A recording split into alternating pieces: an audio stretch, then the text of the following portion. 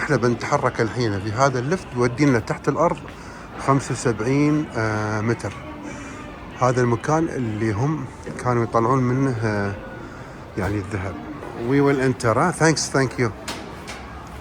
دخلنا في هذا بينزلنا. Remember again, it's a double deck cage because you can carry two groups at the same time. There is one deck up. Yes. Yeah. And this used to be a gold mine, but it was closed in 1977. طبعا احنا جالسين ننزل والدنيا تظلم. Okay. And then you start to hear the sound of water. It's natural water from underground. It's natural water. من تنزل في اللفت هذا تستوي ظلمة. طبعا منجم الذهب هذا تسكر في سنة 1977 ومكانه في حديقة، يعني حديقة للألعاب. طبعا هذا هو منجم الذهب. نزلنا الحين تحت الأرض 75 متر. الدنيا باردة تحت، أبرد من برا. Okay, and then now we are looking at the stone, and then as you can see, we call it gold reef. So like that gold reef, like is that special stone that they're going to get their gold from. And then as you can see, just around these black and shiny pebbles, like it's where like the gold is deposited. But remember, when it's like this, like it's still raw, so it needs to be processed first. Yes. Looking at a map, remember that we're 75 meters. As you can see here, like they just on a map for us to see exactly where is the 75 meters. And then as you can see on the map, like the map reads you are here, level 2, 75 meters, and then the arrow points here. So that means that's where we are. But if you look closely to the map, you can see that the mine still lots go deeper. Like in total, got about 57 levels, which is about 3,293 meters deep. But as for only 75 meters, it's only level 2. Remember now we can't go down because of the water. Because remember, after 75 meters, it's all flooded now. That's natural water. But before, like they used to have water pumps. So that means that they were frequently like pumping that water out so they could be able to go down. And then you can see that's the temperature. We are 13 now? Yes. And then this is like their electrical substation. Just to supply electricity underground. Remember that power, that electricity, like they needed it so they could have like electrical locomotive like these ones over here. But I hear that before, like in the beginning, there was no electricity. So like they were using candles or carbide lamps up until electricity was installed. And then this is what we call a mercury arc rectifier. So this mercury arc rectifier converts alternating current to direct current, like AC to DC. And direct current was the one that they were using to supply that power. And now we are going inside the tunnel. Please just mind your head and your step. And then you can see also like on the sides, like we've got these tunnels, like we've got lots of them, so we call them stopes. So those miners will actually like go inside of these stopes, like these is searching or looking for those gold bearing stones. So that means that they will crawl inside and then work inside. And then you can see the water. Remember that is all natural water. Okay. Natural water, all natural water. This is a natural water, yeah? This is the same subject of the previous one. Yes.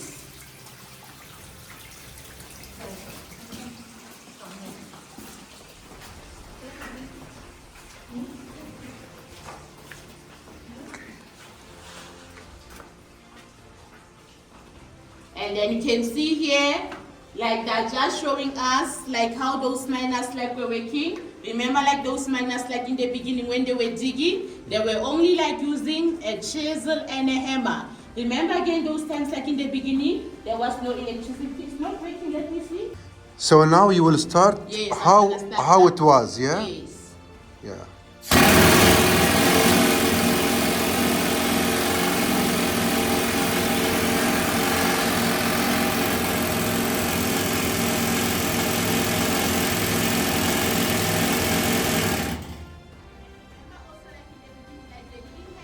Those earplugs, so you can just imagine working underground, just listening to that sound for the whole day. This is really not healthy. And open it fine now. I as you can see, we call it a cocoupé. So when it's full like this is 1 ton. Remember, 1 ton is about 1,000 kilograms. Yep. And that 1 ton of rocks only equals to 4 grams of gold. Only 4 grams of gold And from this 1 ton. They get 4 grams. Only 4 grams. Gold? Yes. Among all these stones, 1 ton. Only 4 grams. Oh my God. And then remember also before, like they used to have a railway track on the floor where they used to push them, and again, like they'll push them with their hands, like their bare hands. My God. So they are really suffering. Yes. But which year start with this? 1909. 1909. But closed in 1977. And then this is their explosives. We call them dynamite. Remember, they were just using them for blasting the rocks. And then when they come into mines, they come in wooden boxes like this. You can see there's a name, Alfred Nobel, inscribed here on the lid because he's the one who invented those dynamites. Remember also again, like you've got this Nobel Peace Prize that is also like named after him. And then as you can see also again that the box is locked. So the box must be locked at all times, meaning only specifically qualified miners were allowed to handle it. Because it says explosive. And then more explosives. And then as you can see, like these ones, like they are bigger and stronger, yes. And then also over here, like you've got fuses, just to light up or just to detonate those explosives. And then as you can see, that they keep them separated. So they must always keep them separated because remember, once they come close together, then boom, they explode, yes. And then you can see also again that the mine like is full of these wooden posts, these black posts. Like basically, they call them supporters because as you can see like they're just supporting the roof. Because remember that if your roof, like if it's not properly supported, it's gonna fall or it's gonna collapse, then the rockfall is gonna happen. And then if you light your torch, you can see that rockfall quite clearly down there. Remember, most common accidents that they were happening here underground, like most of them, like they were caused by those rockfalls. And then you can see also again that you've got these pieces of metals, like you've got lots of them. We call them roof balls, and again also like that just supporting. Now this hole, they are going inside. Yes. You know how many meters in? About 50 meters deep. Yeah. 50. Yes.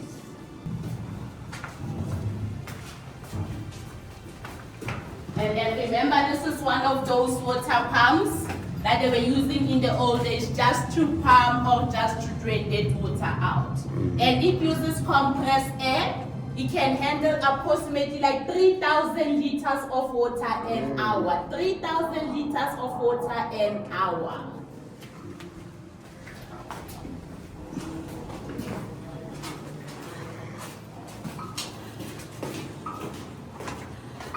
And then this is a tip and grizzly.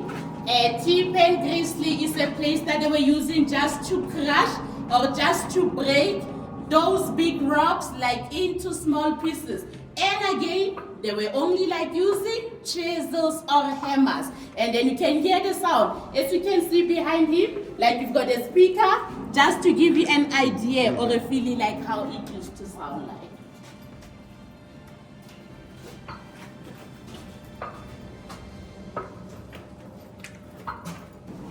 Okay, and then now up on the surface, every miner must have his ticket.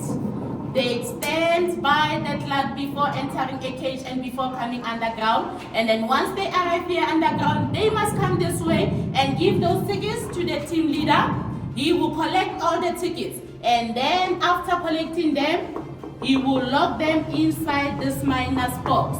And again, when they're done, when the shift is over, like the shift is normal about 8 hours. When they're done after their 8-hour shift, they must remember to come back again this side and collect their cash back from their team leader.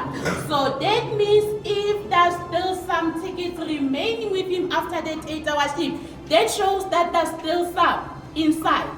So that means they must not light or they must not detonate any of those explosives up until everyone has come and fetched their tickets back from their team leader. Because remember, like they have to wait for everyone, and again, like they have to wait for the end of the shift, then they detonate their explosives.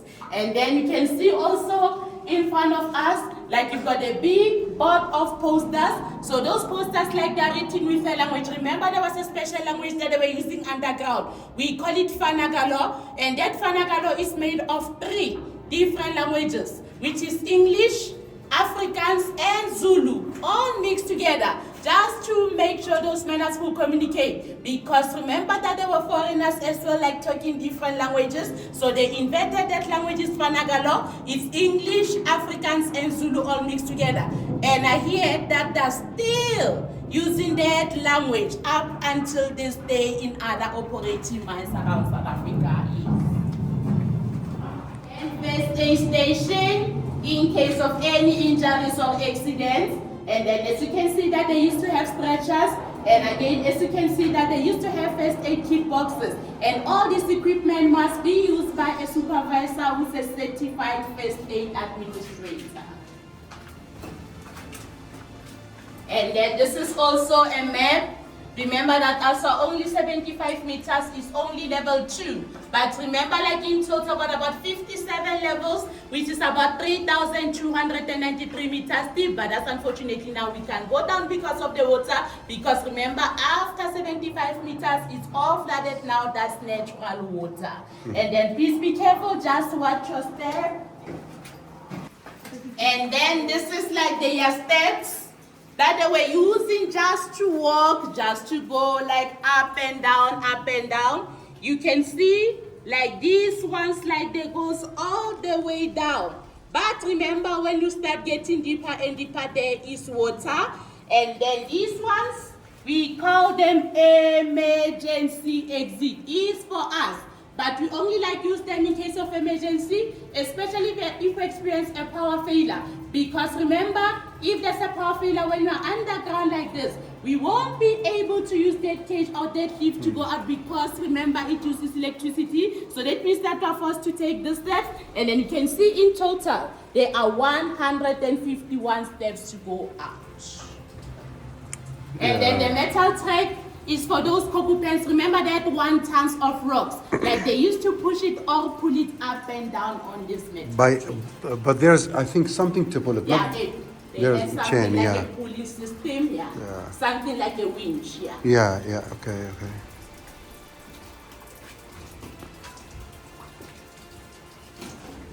And then as you can see, like this is like the little holes that they were trying to do for their explosives. Remember in the beginning, they were only like using a chisel and a hammer, but then as time goes on, they started using those drillers. And then after making holes like this, then they will insert those explosives like those dynamites inside. Then they connect the fuses, they make sure everyone goes out. When everyone is out, then there's a big explosion inside. I think they use TNT. Yes. And then as you can see now we are done. We are going back to the station where we started. And then as you can see, like we've been walking around like in a circle. Yes.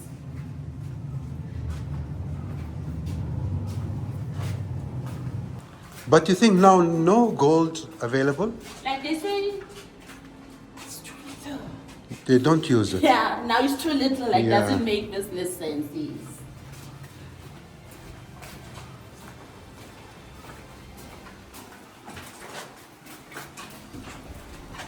Okay. A maximum of 20 adults or 30 children. Remember, it's a double deck, 20 on top and 20 on the bottom, or 30 on top or 30 on the bottom. But remember before when the mine was still working, there was no limit. So that means that the wings Yeah. Still the number is big. Yes.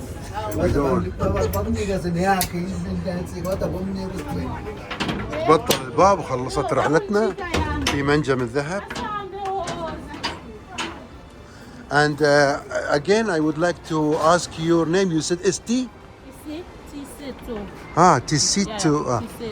This is your name? Yeah, this is my name. Yeah. Okay, thank you. Thank you. We finished now, yeah? الحين بيراونا كيف يذوبون الذهب عقب ما يطلعونه. فجينا عند هالجماعة جنتلمان. This is a process called cyanidation. You watch as the chemicals separate the gold from all the powder and other contaminants. The powdered ore is being placed in a tank containing a weak solution of cyanide. The cyanide solution is chemically dissolved in the exposed gold particles. Next, you see them add zinc to the tank, causing another chemical reaction. The zinc is taking the gold's place in the cyanide solution. It's setting the gold free. Now you see the filter press filtering the gold. But the gold still looks like black mud. And then you watch as it pours into the furnace. Watch it being smoked. You feel the heat.